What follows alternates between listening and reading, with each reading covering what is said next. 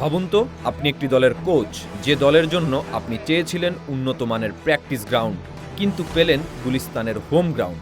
উন্নত ট্রেনিং নেই, ইউরোপের ক্লাবে খেলে এমন কোনো ফুটবলারও আপনার হাতে নেই। সেই দলটা নিয়ে আপনি সিডনিতে উড়াল দিলেন। সেখানে পিএসজিতে খেলে এমন ফুটবলারদের বিপক্ষে আপনার দল মাঠে নামল, চোখে চোখ রেখে লড়াই করল এবং পুরো জাতির জন্য এক গর্বের মুহূর্ত রচনা করল। এরপরও যদি আপনার দলকে নিয়ে কেউ কটু কথা বলে বা অসম্মান করে, তখন আপনি কি করবেন?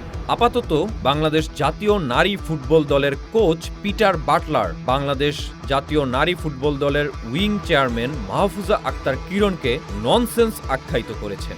হ্যাঁ, মাহফুজা আক্তার কিরণ। আপনি বোধহয় ভুলে গিয়েছেন যে এটি হ্যাভিয়ার ক্যাবরেরা নন, যাকে কিছু মানুষ লাটিমের মতো ঘোরাবে। তিনি পিটার বাটলার। তার অহমে আঘাত হানলে কিংবা তার দল ও মেয়েদের কেউ ছোট করলে তিনি বিন্দুমাত্র ছাড় দেবেন না। চলুন ঘটনার আদ্যোপান্ত জানা যাক।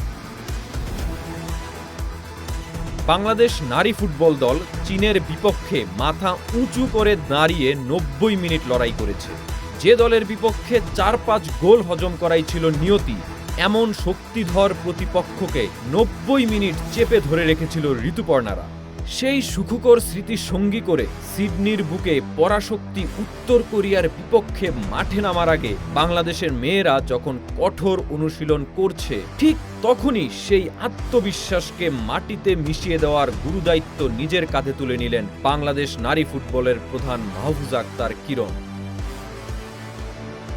সর্বশেষ এক সাক্ষাৎকারে তিনি বলেন, মেয়েরা ভালো খেলছে, এতে কোনো সন্দেহ নেই, তবে কম ব্যবধানে হারের কারণ হলো চীনের দল যেহেতু অনেক বেশি বয়স্ক। দেখবেন তারা মাঝে মধ্যে দাঁড়িয়ে গেছে, তাদের খেলোয়াড়েরা অনেক বয়স্ক, সেটি দেখলেই বোঝা যাচ্ছে, এবং তারা ফর্মে নেই। ভাবা যায় চীনের এই দলটা নাকি বেশি বয়স্ক। কিরণ কি বিশ্ব ফুটবলের কোনো খোঁজ খবর রাখেন? বর্তমান চীন নারী দলের ৩ জন ফুটবলার ইউরোপে খেলছেন, যাদের মধ্যে চীনের লেডি মেসি খ্যাত ওয়াং শুয়াং সাবেক পিএসজি ফুটবলার। এছাড়া ডিফেন্ডার লি মেংওয়েন এবং ইয়াং লিনাও ইউরোপ জায়ান্ট পিএসজির ফুটবলার। এমন ফুটবলাররা যে দলে আছেন, তারা নাকি গতির কাছে পরাস্ত হয়ে দাঁড়িয়েছিল। কিরণের এমন স্টেটমেন্ট স্পষ্টতই ঋতুপর্ণাদের অর্জনকে ছোট করেছে, আর তাতেই চটেছেন পিটার বাটলার। সংবাদ সম্মেলনে তিনি কিরণকে ননসেন্স বলে অভিহিত করেছেন। এই ইংলিশ ভদ্রলোক বুঝিয়ে দিলেন, দলের সম্মানের প্রশ্নে তিনি আপোষহীন।